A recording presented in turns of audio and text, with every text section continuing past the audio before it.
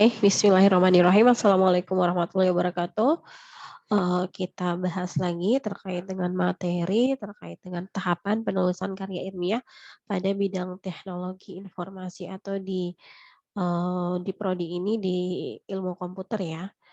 Kita lanjut, bahwa terkait dengan di sini kan ada beberapa tahapan ya.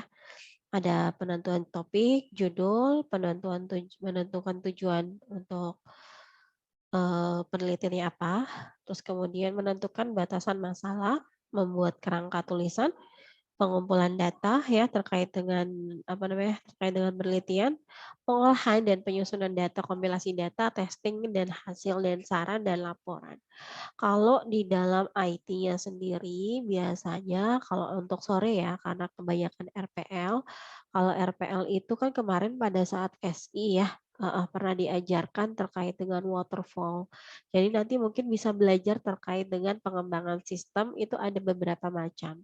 Ada waterfall, ada V model, ada spiral. Nah, nanti itu digunakan untuk tahapan daripada pengembangan sistem ya, di mana itu dijadikan rujukan terkait dengan tahapan-tahapan penelitian yang dilakukan. Kalau secara umum ini seperti ini ya. Kita bisa lihat ya terkait dengan pemilihan topik ya. Topik atau judul biasanya merupakan ide sentral yang menggambarkan keseluruhan dari karya ilmiah. Jadi biasanya terdiri dari 8 sampai 15 kata. Jadi tolong perhatikan nanti di dalam pedoman ada berapa minimal eh, kata yang harus ada di dalam judul. Terus kemudian topik dan judul dapat memberikan penjelasan apa objeknya dan apa metode penelitiannya yang akan dilakukan beserta keterangan dan lokasi penelitian. Terus kemudian fungsinya pertama mengenalkan isinya apa, isi karya ilmiah secara singkat. Jadi ketika orang bicara judul, orang sudah tahu, oh mungkin kira-kira atau misalkan dia sudah bisa mengira-ngira orang yang baca judulnya, nanti judulnya isi daripada penelitian itu apa. Terus kemudian memberikan pemahaman awal kepada pembaca. Dalam artian jika menggunakan judul yang sesuai, di mana itu ada metodenya, ada objeknya ya, kemudian menggunakan algoritma-algoritma tertentu, itu kan disebut di dalam judul. Jadi orang sudah bisa langsung menyimpulkan secara singkat atau secara cepat apa yang sedang Anda lakukan di dalam sebuah penelitian. Terus kemudian yang ketiga adalah daya tarik. Semakin bagus judul yang dibuat, itu biasanya akan semakin menarik ya. Jadi buatlah dengan sesingkat-singkat mungkin, dengan semenarik mungkin, dengan menggunakan kata-kata yang jelas dan tepat ya. Jadi bisa menarik keinginan pembaca untuk membaca terkait dengan penelitian Anda. Terus kemudian selanjutnya adalah penulis wajib memahami topik sebelum menulis. Jadi kalau misalkan mau tulis atau mau melakukan penelitian, jadi harus paham dulu ini mau bikin apa, mau ngejelasin tentang apa ya. Kalau misalkan biasanya harus baca-baca dulu ya.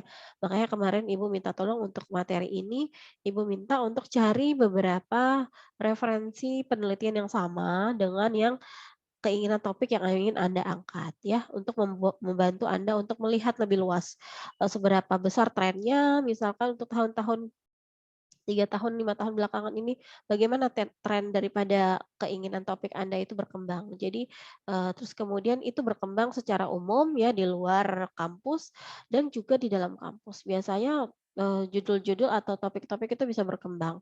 Bentuk-bentuk atau misalkan ada regulasi-regulasi dari program studi yang meminta untuk mahasiswa melakukan judul-judul yang mereka dalam artian mereka sarankan ya, dalam artian kalaupun mereka tidak sarankan bisa diajukan, tapi dalam artian harus dikonsultasikan terlebih dulu apakah kira-kira ini termasuk dalam lingkup, teknologi atau lingkup ilmu komputer. Selanjutnya adalah topik atau judul sebaiknya tidak terlalu luas cakupannya dan dikuasai dengan baik dengan data yang relevan dan tersedia.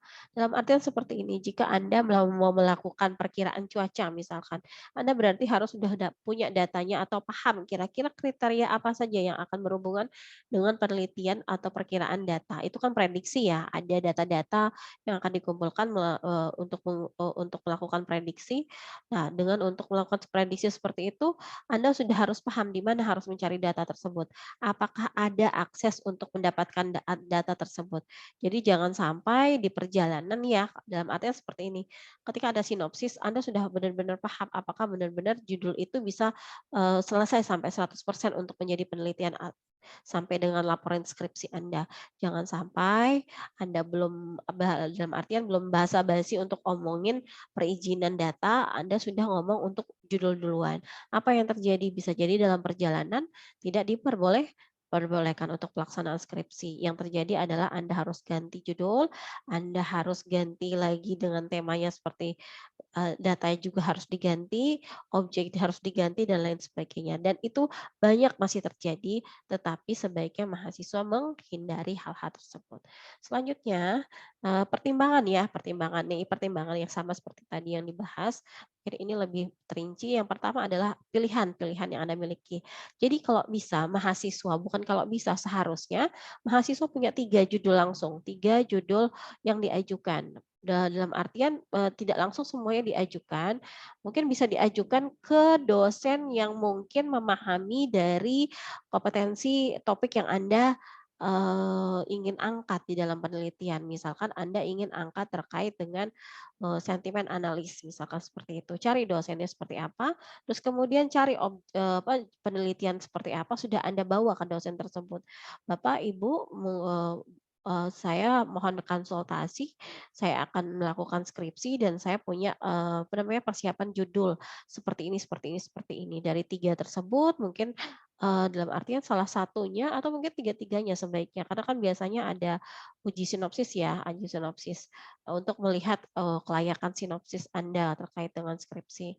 Dilihat ya, kalau misal kayak gitu mungkin dalam artian bisa dilihat dulu udah cocok apa belum, udah sesuai apa belum, udah masuk ranahnya untuk, dalam artian, lingkupnya udah lewat dalam artian batas minimal terkait dengan penelitian S1 udah dapat apa belum ya. Jadi bisa dilihat dari si, konsultasi tadi ya.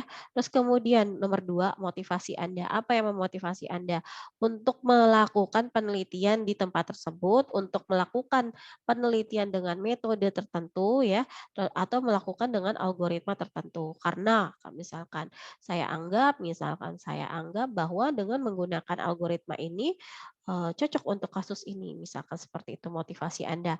Atau misalkan kantor Anda, tempat Anda bekerja membutuhkan terkait dengan kasus ini yang harus diselesaikan, yang akan menjadi, jalan keluar dari masalah yang sedang Anda hadapi di kantor. Jadi ada alasan-alasan atau latar belakang tertentu secara pribadi yang bisa mendorong Anda untuk melaksanakan penelitian sampai dengan selesai. Yang pastinya motivasi terbesar adalah lulus S1 dengan baik ya dan tepat waktu. Oke lanjut, nomor 3 regulasi dan harapan. Jadi Anda juga harus paham regulasi seperti apa. Ada karena di penelitian di lokasi-lokasi tertentu kadang data-data yang Anda inginkan belum tentu diperbolehkan ya. Ada data-data yang harus didami, ada data-data yang boleh secara eksplisit dijelaskan, ada data-data yang secara bebas boleh diambil. Ya, jadi jangan sampai Anda tidak paham untuk bertanya bagaimana bagaimana prosedur data itu bisa didapatkan, bagaimana prosedur data itu bisa diakses, misalkan seperti itu dari awal sebelum Anda mengajukan sinopsis Anda sudah paham. Terus kemudian nomor 4 maaf, subjek atau bidang studi Anda. Jadi sesuai apa enggak.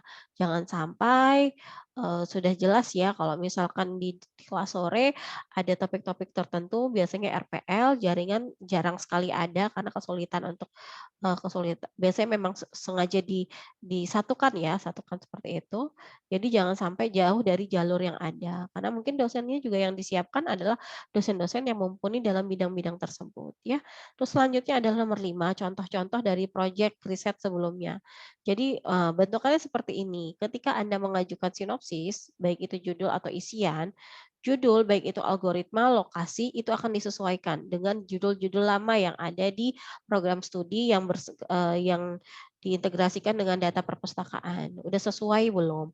Nah, masalahnya ini biasanya yang tidak diperbolehkan adalah mengulang ya, mengulang judul yang sama atau topik yang hampir-hampir mirip. Itu biasanya tidak diperbolehkan. Kalaupun diperbolehkan, biasanya akan diminta gap-nya di mana, keterbaruan gimana, atau novelty-nya di mana, ya. Jadi harus jelas. Misalkan dalam artian dengan, metode yang sama yaitu klasifikasi, dengan objek yang sama yaitu misalkan kantor pos, klasifikasi, surat menyurat, dan bla bla bla bla bla, terus kemudian lokasinya sama dengan orang yang setahun atau 2 tahun yang lalu. Apa perbedaannya? Kalau tidak ada sama sekali perbedaannya, itu akan menyulitkan Anda, di mana itu akan membuat Anda, bisa melakukan plagiarisme. Ya, tidak boleh untuk, sampai sama, ya. Berarti kan dalam artian, program studi bisa saja mencurigai Anda untuk menggunakan skripsi yang sudah ada diperbaharui lagi. Jadi dalam artian tidak ada usaha mahasiswa. Ya, selanjutnya adalah ukuran topik Anda. Topik itu harus jelas, dalam artian gini, sebesar apapun atau seluas apapun mau, masalah yang Anda ingin selesaikan dalam skripsi penelitian Anda, ataupun sedalam apa masalah yang ingin Anda analisis ya, itu harus jelas.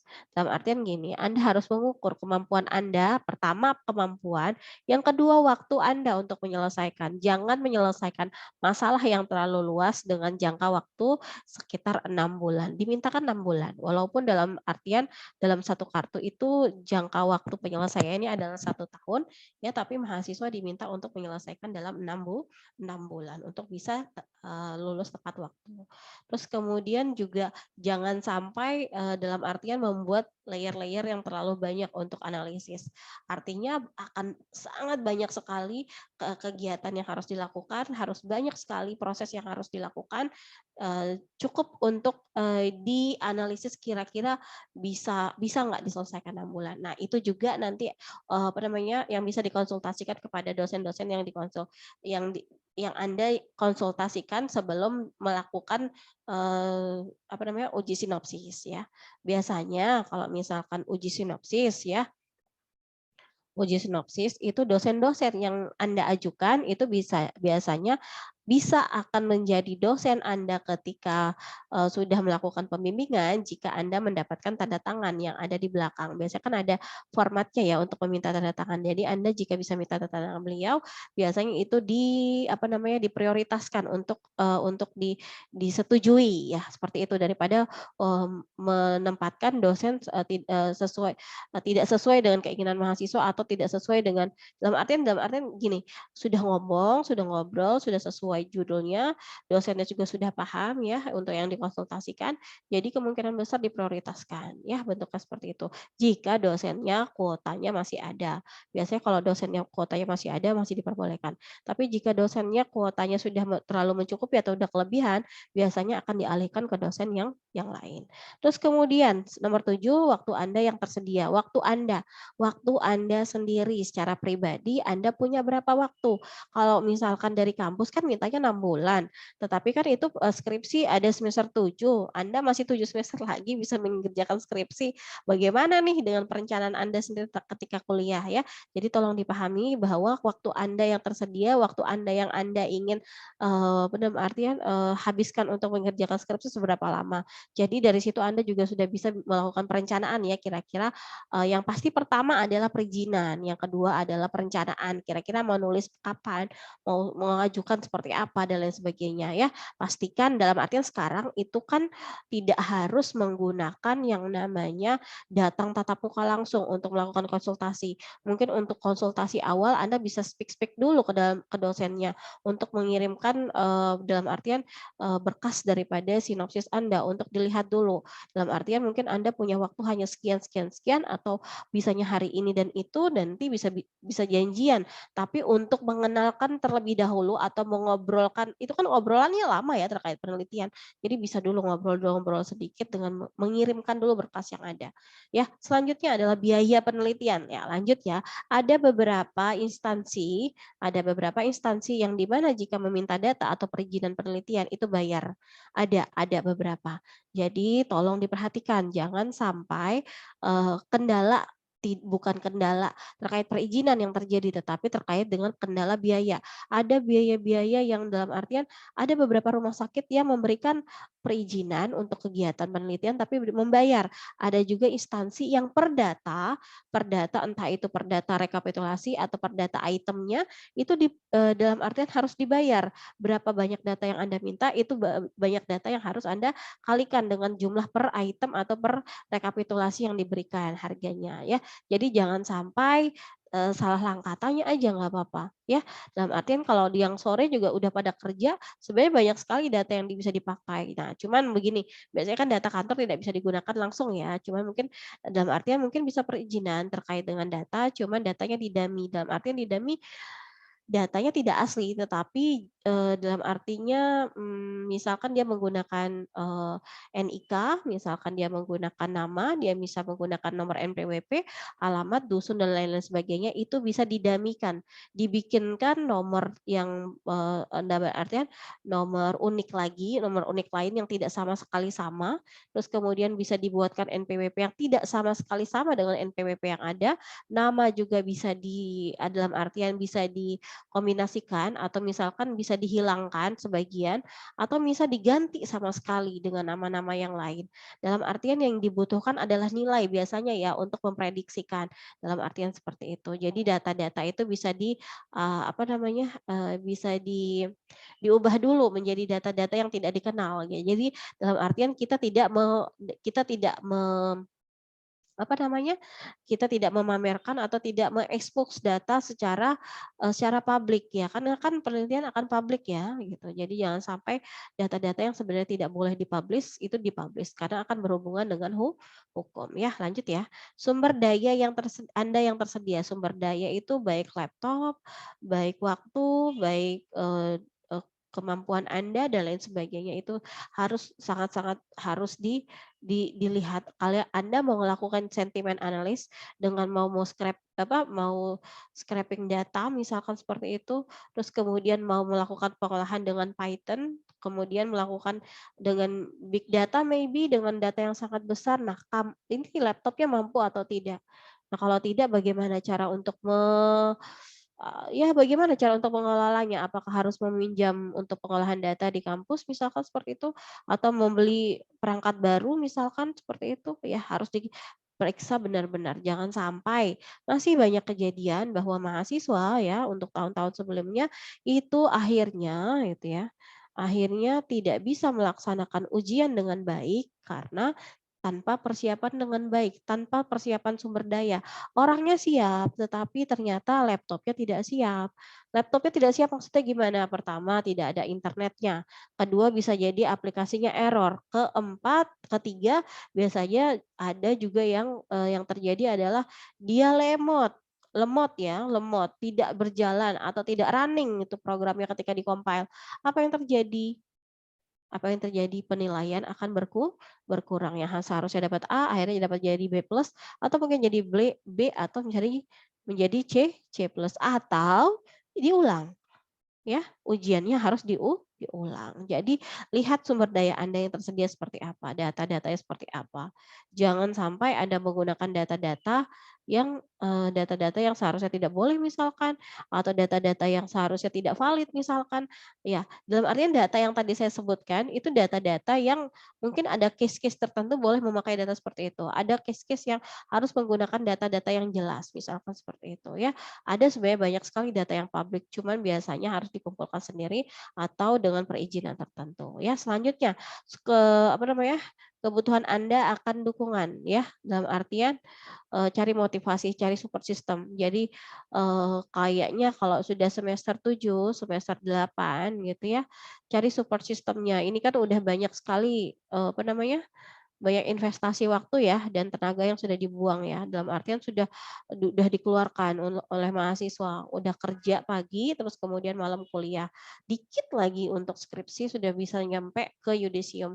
Jadi minta tolong dukungan-dukungan untuk diri sendiri deh, minimal dari diri sendiri ke diri sendiri untuk menyelesaikan skripsi. Terus kemudian bisa dijelaskan kepada keluarga misalkan atau ke kerabat atau teman atau pacar ya untuk menjelaskan bahwa selanjutnya saya akan lebih sibuk misalkan seperti itu atau, oke deh itu ya ke eksternal ya, kalau misalkan internalnya atau misalnya semi internalnya adalah teman-teman kampus Anda sendiri. Biasanya kan udah mulai nih, udah mulai bingung.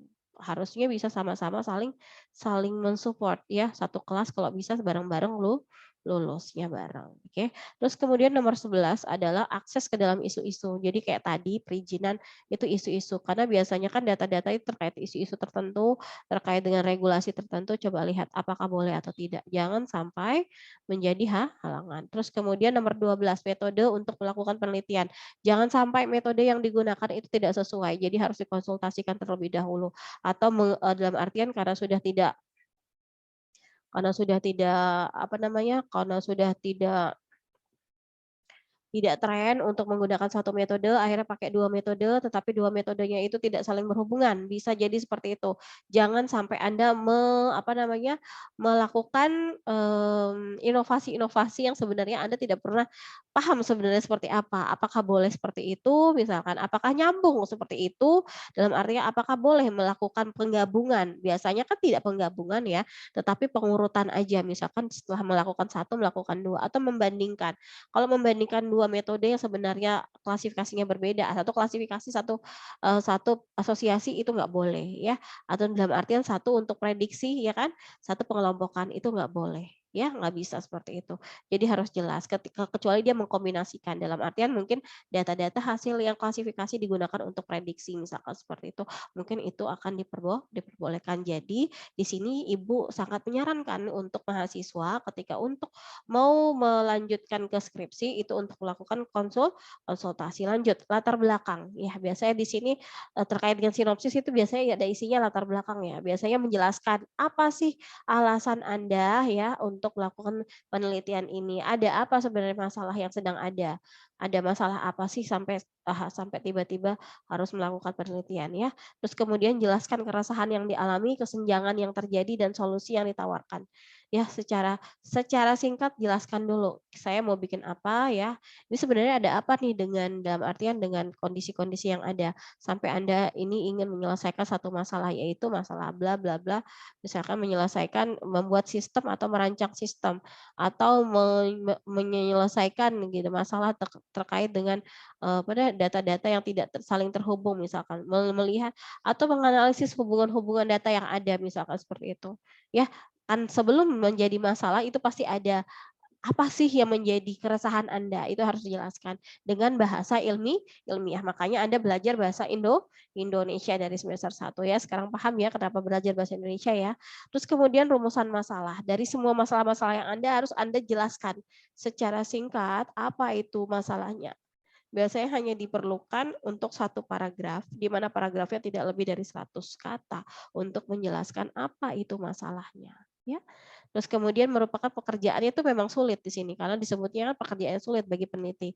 Karena biasanya harus menjelaskan dari rumusan masalah nanti akan dibatasi, akan dilihat seberapa besar masalah yang akan dihadapi, seberapa besar. Jadi ada perkiraan-perkiraan yang akan dilihat ya. Rumusan masalah deskriptif ada ya, permasalahan tidak dibandingkan dengan menghubungkan variabel lain. Kalau ini terus kemudian ada rumusan masalah asosiatif adalah permasalahan yang mencari hubungan antara pengaruh dua variabel. Terus kemudian rumusan masalah komparatif adalah permasalahan yang menggambarkan perbedaan karakteristik dua variabel. Kalau dua variabel, kalau di sini dua algoritma ya, kalau di Ilkom ya biasanya melihat yang mana lebih efisien, yang mana lebih bagus, yang mana lebih cepat, yang mana lebih baik ya. Biasa seperti itu. Terus kemudian ada hubungannya nggak terkait dengan ini dan itu. Biasanya dari data yang sudah besar kita kombinasikan, terus kita lihat ada nggak pola-pola tertentu yang terbentuk daripada si data-data tersebut. Jika ini maka itu, bisa seperti itu. Kalau misalnya ada keterhubungannya mungkin dalam artian sesuai dengan tujuan penelitian bisa dilihat, oh ternyata jika kita bisa memberi umpan kepada seorang pengguna ya, dia, kemungkinan akan merespon dan besar responnya sekitar berapa persen, sesuai dengan hasil penelitian. Kalau kemudian dalam artian kalau deskriptif biasanya sejauh mana pengembangan model, biasanya kalau di sini kan kita, gunakan, terkait IT ya, gimana sih apakah mampu nih apa namanya, sistem informasi atau klasifikasi untuk menyelesaikan masalah-masalah yang yang ada di lokasi-lokasi tertentu. Terus kemudian identifikasi masalah. Pada umumnya mendeteksi, melacak, menjelaskan aspek permasalahan yang muncul dan berkaitan dengan judul penelitian ya. Dari hasil identifikasi peneliti dapat mengangkat beberapa permasalahan yang saling terkait dengan satu dengan yang lainnya. Terus kemudian batasan. Batasan ini adalah untuk menjaga Anda untuk tidak terlalu jauh atau tidak terlalu luas atau tidak terlalu dalam. Atau misalkan Anda sudah batasi, berarti Anda sudah jelas apa aja yang akan ada di dalam sistem. Jadi dalam artian batasan sistem ini pertama untuk menjaga Anda. Terus yang kedua adalah untuk menjaga orang lain ketika dijelaskan ya, kalau misalnya sudah dijelaskan dalam batasan masalah, orang lain tidak akan berekspektasi terlalu jauh terkait dengan penelitian Anda. Mereka akan tahu apa sebenarnya yang lingkup seberapa besar lingkup yang sedang Anda bahas dalam sebuah penelitian. Jadi mereka dalam artian sudah akan mengerti apa yang sedang Anda bahas ya. Terus kemudian berdasarkan latar dan identifikasi 2 atau 4 masalah jelas, bagaimana. Ya, di sini kita bahasnya apa, batasan terkait sistem apa yang akan dibuat dan untuk membantu siapa. Jadi harus jelas apa yang mau dibuat dan lokasinya di mana ya, untuk membantu apa, tujuannya apa. Siapa yang akan berhubungan dengan sistem juga udah harus jelas. Di mana sistem akan diimplementasikan juga harus jelas. Terus kemudian kapan ya, kapan sistem digunakan dan lain sebagainya. Cuman kalau misalnya di Elkom biasanya itu hanya sampai testing. Jadi biasanya kata kapan untuk penggunaan itu tidak digunakan. Bagaimana ya, bagaimana sistem membantu pengguna dan fitur apa saja yang ada dalam dan bagian apa saja. Ini menjaga Anda untuk hanya mengembangkan fungsi-fungsi atau mengembangkan fitur-fitur sesuai dengan kemampuan Anda. Jadi Anda jelaskan apa yang harus apa ya, Anda jelaskan ya. Biasanya kan kalau nanti kalau konsultasi ke dosen, yang bisa dikonsultasikan sesuai dengan topik ya, biasanya mereka akan melihat ini batasannya udah terlalu luas atau terlalu dalam. Kalau terlalu luas biasanya mereka akan kecilkan lagi, jangan terlalu jauh gitu. Takutnya Anda tidak mampu. Nah, atau misalkan memang kalau luas dalam artian Anda sudah sangat mampu, mungkin dalam artian bisa dikompromikan seperti apa. Jangan juga terlalu dalam. Jadi jangan sampai analisisnya terlalu dalam dalam dalam sekali. Ya, akhirnya waktu Anda tersita habis ya. Lihat dari kompetensi Anda seperti apa ya. Lanjut ya. Terus kemudian tujuan, menjelaskan arah penelitian yang dilakukan. Tujuannya harus jelas, menerangkan hal positif dan yang didapatkan dari kegiatan. Mau kemana, mau apa ya. Tujuannya apa yang mau mau dilakukan. Biasanya boleh disebutkan objek untuk membantu pengguna untuk melakukan apa, misalkan seperti itu. Ya, kalau untuk sistem. Merupakan keinginan peneliti atas hasil penelitian dengan mengetengahkan indikator yang hendak ditemukan dalam penelitian. Pertama, tujuan itu harus jelas, ringkas, mudah dipahami dan tidak rancu, jelas batasannya. Jadi karena sudah jelas batasannya, jelas juga tujuannya seperti apa ya. Sedangkan selanjutnya adalah manfaat. Manfaat itu dampak daripada si pengguna yang menggunakan sistem tersebut, termasuk kita juga yang melakukan penelitian. Kalau kita kan dalam artian mahasiswa yang melakukan penelitian mendapatkan dampak untuk menyelesaikan S1 ya dalam artian. Terus kemudian selain daripada S1-nya sendiri, dia bisa untuk menyelesaikan S1 dengan membuktikan bahwa semua ilmu pengetahuan atau mata kuliah yang pernah diajarkan itu sudah sesuai ya dan dapat dibuktikan bahwa sudah diimplementasikan ke dalam sisi penelitian tadi ya, begitu maksudnya ya. Ya. Terus kemudian uraian manfaat dijelaskan dari beberapa aspek, mulai kegunaan yang akan dirasakan oleh peneliti, ya pihak penyelenggara dan masyarakat. Masyarakat itu secara umum, pengguna itu adalah masyarakat.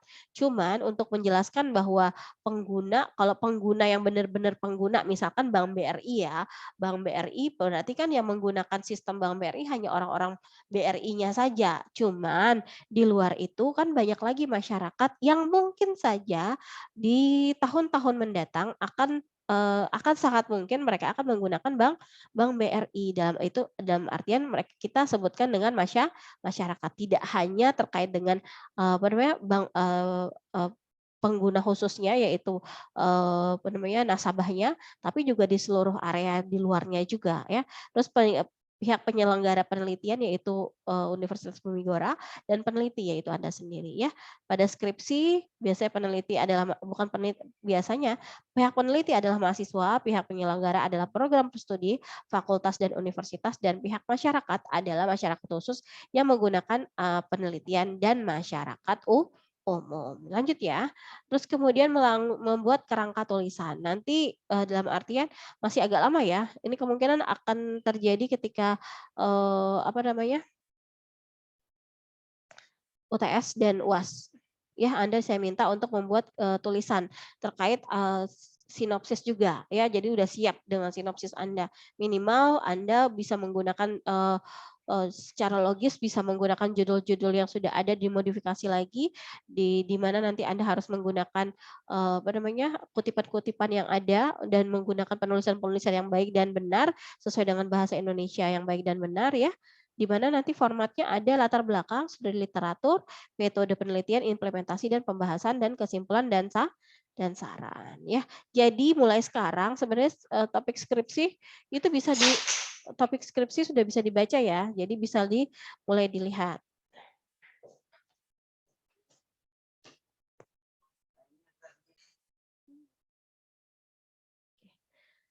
Terus kemudian pengumpulan data. Pengumpulan data penelitian dapat dilakukan dalam beberapa langkah sesuai dengan kebutuhan sistem ya. Yang akan dilaksanakan. Ya, terus kemudian ada kebutuhan input, proses, kemudian output, dan kemudian ada kebutuhan interface atau antarmuka sistem. Jadi bentukannya ada dua, nanti akan ditampilkan. Biasanya seperti itu. Di sinopsis, biasanya mahasiswa diminta untuk menampilkan bentukan kebutuhan input, proses, output. Biasanya menggunakan apa namanya? Menggunakan flowchart ya, flowchart atau use case diagram untuk menjelaskan. Kemudian kebutuhan interface-nya nanti akan ditampilkan dengan use case itu sendiri. Kan kelihatan nih apa aja yang harus ditampilkan menu-menunya atau fungsional-fungsional tertentu yang harus ditampilkan ya. Terus lanjut ya, terus kemudian kebutuhan interface, menyesuaikan kebutuhan input, proses, dan output, juga penting menyesuaikan kebutuhan antarmuka yang user friendly. Ingat, sistem yang berhasil tidak hanya dibuat berhasil, jadi sistem itu tidak boleh hanya dibuat doang, sudah oke semua tombol-tombolnya, fungsionalnya selesai, tapi kalau tidak menarik itu atau tidak diminati, orang juga tidak mau pakai. Kebutuhan data, hasil analisis kebutuhan data melalui analisa input proses output disajikan dalam bentuk desain sistem. Desain sistem biasanya ada yang berjalan dan sistem solusi. Biasanya dalam artian ada masalah ya, kalau berarti ada masalah jelasin dulu sistem berjalan seperti apa.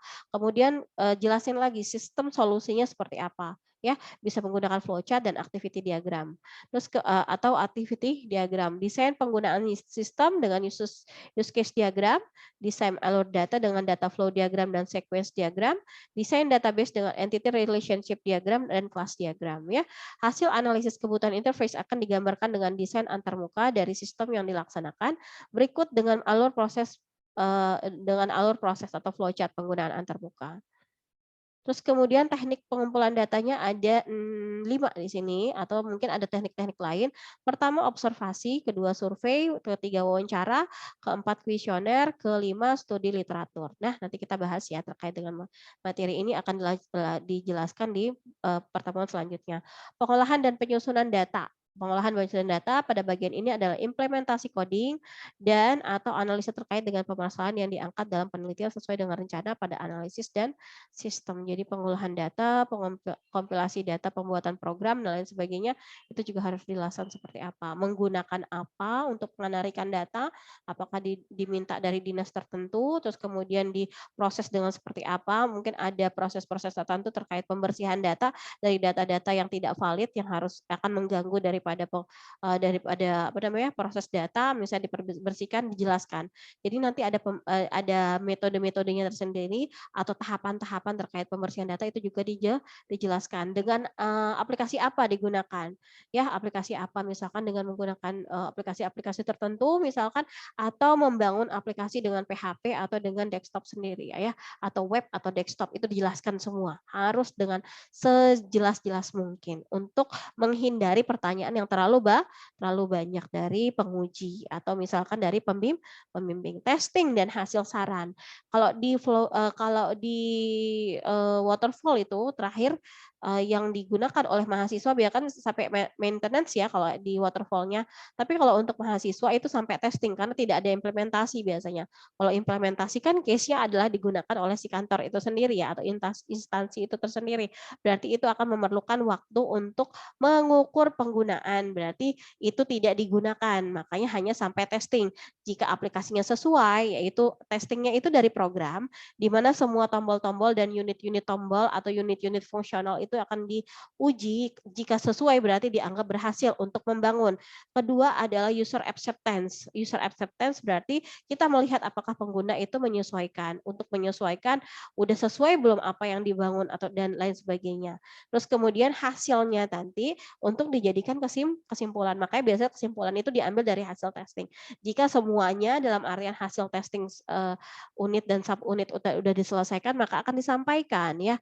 Disampaikan apa biasanya? Disampaikan bahwa sistem itu sudah berjalan dengan sesuai dengan tujuan. Dan selanjutnya adalah ditanya kepada responden, para pengguna-pengguna yang ada ya. Jadi dibikinkan kuesioner untuk ditanyakan apakah sistem yang sudah dibangun itu ketika mereka sudah mulai menggunakan atau diuji cobakan ke mereka, itu mereka menganggap bahwa tujuan yang diangkat itu sesuai ya.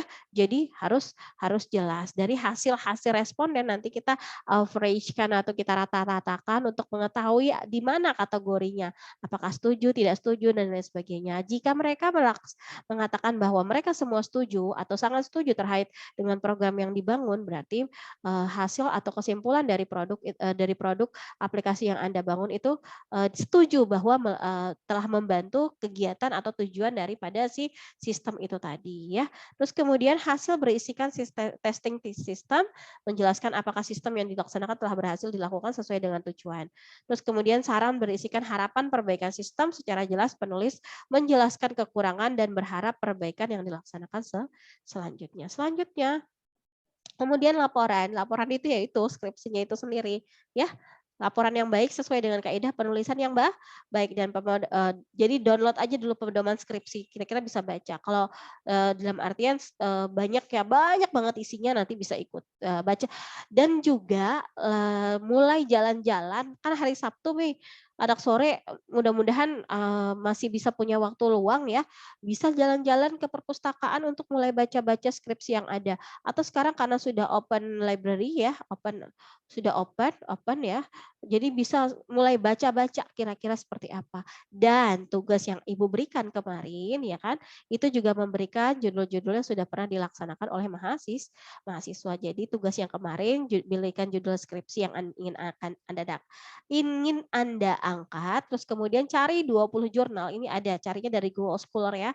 Di mana di sini kan sudah ada nih tinggal diketik aja nanti kira-kira objeknya apa atau judulnya apa atau algoritma seperti apa. Nanti ada relevansinya dari judul-judul yang akan muncul. Cari PDF-nya, di-download, terus dikumpulkan minimal 20 ya, yang relevan dengan judul-judul yang ingin Anda angkat.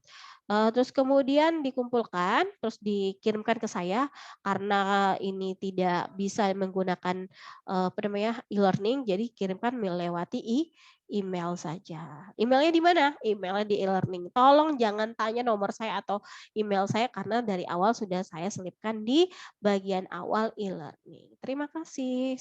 Jadi hari ini sudah selesai ya. Assalamualaikum warahmatullahi wabarakatuh.